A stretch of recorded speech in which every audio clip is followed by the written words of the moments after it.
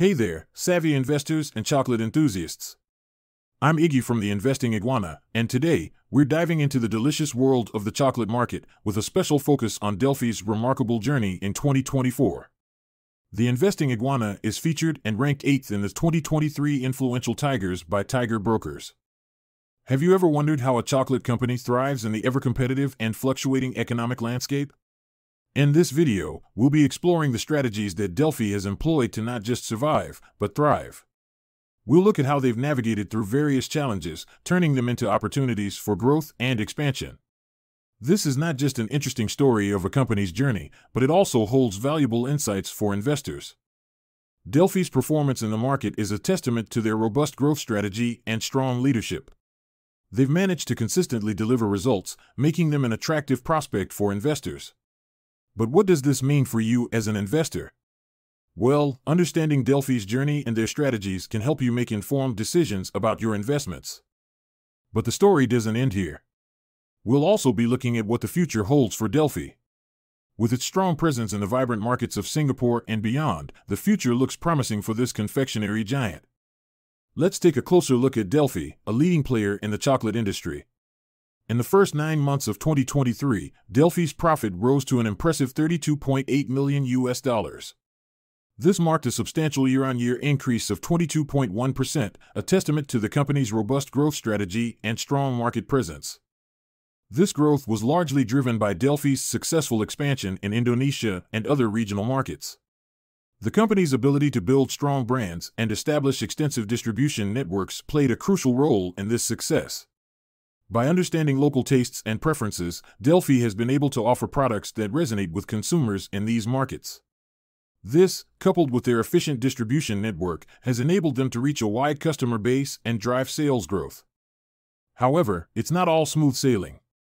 In the third quarter of 2023, Delfi experienced a slight setback with a 6.3% year-on-year dip in their EBITDA, earnings before interest, taxes, depreciation, and amortization. This dip was primarily due to higher selling and distribution expenses. It's not uncommon for companies to face such challenges, especially when they are in expansion mode. Increased expenses can be a result of various factors such as higher marketing costs, increased freight and logistics costs, or investments in new distribution channels. Despite this setback, Delfi's overall performance remains strong. The company's ability to generate substantial profits amidst a challenging economic landscape speaks volumes about its resilience and strategic acumen. As an investor, these are important factors to consider when evaluating a company's investment potential. Let's delve deeper into the world of cocoa, the key ingredient in Delfi's chocolate products. Cocoa is to Delfi what bread and butter are to a bakery, or in a more fitting comparison, what chocolate and milk are to a chocolatier. Recently, the price of cocoa has seen a significant surge, and it's currently trading around $6,256 per ton. This increase in price can be attributed to various factors such as changes in weather patterns affecting crop yield, fluctuations in demand and supply, or changes in global market conditions. Now, you might wonder, how does this affect Delfi? Well, as a major player in the chocolate industry, Delfi is inevitably impacted by the price of cocoa. Higher cocoa prices could mean increased production costs for Delfi. However, it's not all doom and gloom. Delfi is in a strong financial position, with a healthy cash reserve and no debt. This puts them in a favorable position to navigate the choppy waters of fluctuating cocoa prices. They have the financial flexibility to absorb higher costs, at least in the short term, without having to pass on the burden to consumers immediately. Moreover, Delfi's strong financial position also allows them to potentially invest in strategies to mitigate the impact of rising cocoa prices. This could include things like improving operational efficiency to reduce costs, investing in research and development to create products that use less cocoa without compromising on taste, or even exploring sustainable and cost-effective sources of cocoa.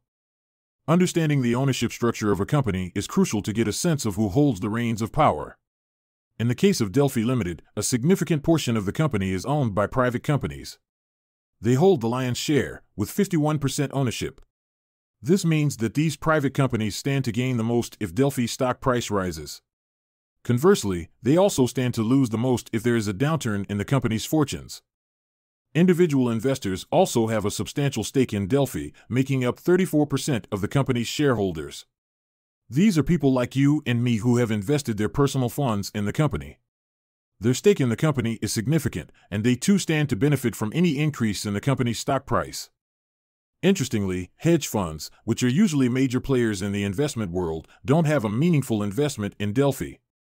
This could be due to a variety of reasons, such as the company not fitting into their investment strategy or risk profile.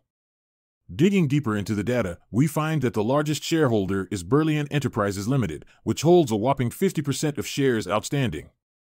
This means that half of the company's shares are controlled by this single entity, giving it a significant say in the company's decisions and direction. The second and third largest shareholders hold 6% and 2.6% of the shares outstanding, respectively. While these percentages may seem small compared to Berlian Enterprises Limited, they still represent a significant investment and give these shareholders a voice in the company's affairs. Lastly, we find that Tian Chun Chuang, the CEO of Delfi, has 1.1% of the shares allocated to his name. This aligns the CEO's interests with those of the shareholders, as he stands to personally benefit from the company's success. In the world of business, the term insider can have different meanings depending on the country. However, one common thread across all definitions is that members of a company's board of directors are always considered insiders. These are the individuals who hold significant power in a company, as the management team is ultimately answerable to them. It's not unusual for managers to also be executive board members. This is especially true if they are the founder or the CEO of the company. Many people view insider ownership as a positive sign because it suggests that the board's interests are aligned with those of the shareholders. After all, if the board members have a personal stake in the company, they are likely to make decisions that will benefit the company and, by extension, the shareholders.